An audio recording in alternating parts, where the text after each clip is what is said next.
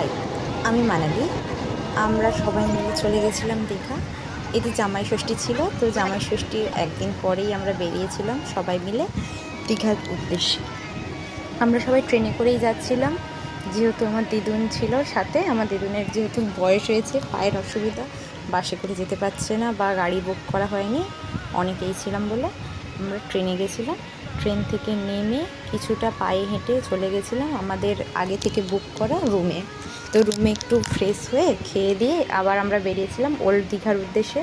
এই যে সবাই হেঁটে হেঁটে যাচ্ছি, তার আগে টোটোয় করে গেছিলাম, গিয়ে ওখান থেকে একটু হেঁটে গিয়েছিলাম ওল্ড দীঘাতে।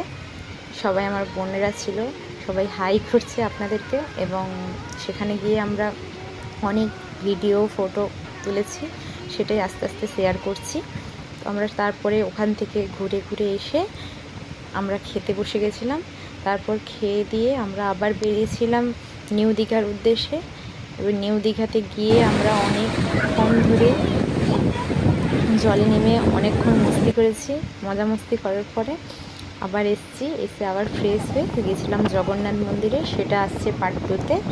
আর এই যে আমরা গেছিলাম, সেখানে গিয়ে অনেক মজা মস্তি করেছি। ভাই বোনরা থাকলে যা হয় অবস্থা তোমরা বুঝতেই পারছো। আর আমরা কতজন গেছিলাম তোমরা একটু গেস করতে পারছো? তাহলে একটু আমাকে কমেন্ট করে জানাও দেখি। আমরা সবাই মিলে যাওয়ার পরে সেখানে তো অনেকক্ষণ ঘোরাঘুরি করে জগন্নাথ মন্দির থেকেও এসে কিছু কেনাকাটা করেছিলাম, সেটাও আমি পার্ট 2-তেই শেয়ার করব তোমাদের সাথে।